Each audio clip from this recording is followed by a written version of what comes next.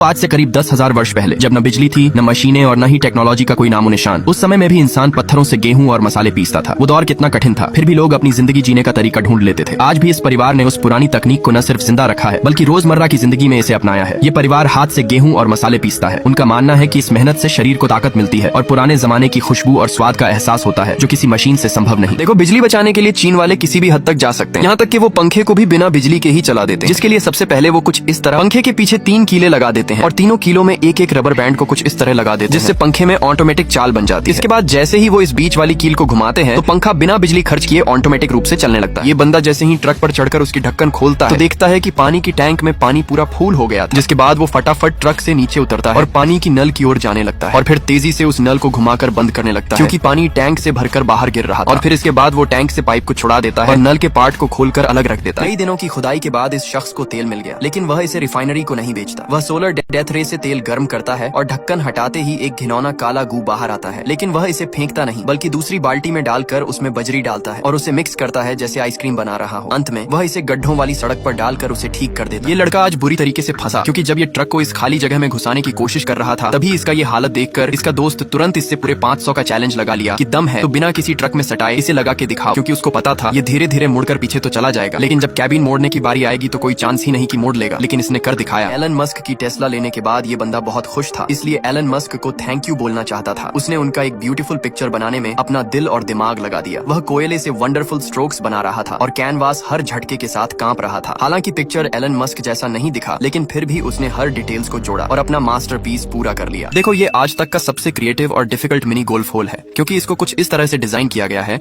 कि कोई professional player भी इस पर अपना बैलेंस नहीं बना पाएगा। इसमें पहली ट्राई में बॉल इन करना लगभग नेक्स्ट टू इम्पॉसिबल है और इसी वजह से इसको कंप्लीट करने के लिए हर प्लेयर को 3 शॉट्स दिए जाते हैं। क्या आप इसमें जीत सकते हो? देखो, ऐसा छोटा मोटा और हरा भरा पराठा बनाना बहुत ही आसान है, जिसके लिए वो आदमी सबसे पहले साग और गाजर को टुकड़ों में काट कर डाल लेता है, फिर उसमें आटा पानी को डालकर ऐसा घोल बना लेता है और तवे में तेल लगाने के बाद चम्मच भर भर के इन सभी को डाल देता है, जिससे वो पकाने के बाद ऐसा हरा भरा पराठा बन जाता है। देखो, चाइना के शादी के जयमाल के रस्म पर दूल्हे और दुल्हन का जयमाल देखने के लिए इतनी सारी लड़कियां आई होती हैं, जिसमें दुल्हन का लहंगा इतना बड़ा होता है कि दूल्हे के साथ साथ दुल्हन के सहेलियों को भी दुल्हन का लहंगा संभालने के लिए जाना पड़ता है, जिसमें 2 लड़कियां तो सिर्फ दुल्हन का लहंगा ही संभालती हैं। और फिर देखो, कुछ इस तरह से दूल्हे और दुल्हन का बड़े ही धूमधाम से स्वागत किया जाता है, जिसमें इतने सारे बैलून हवा में उड़ते हैं कि देखकर मजा आ जाता है।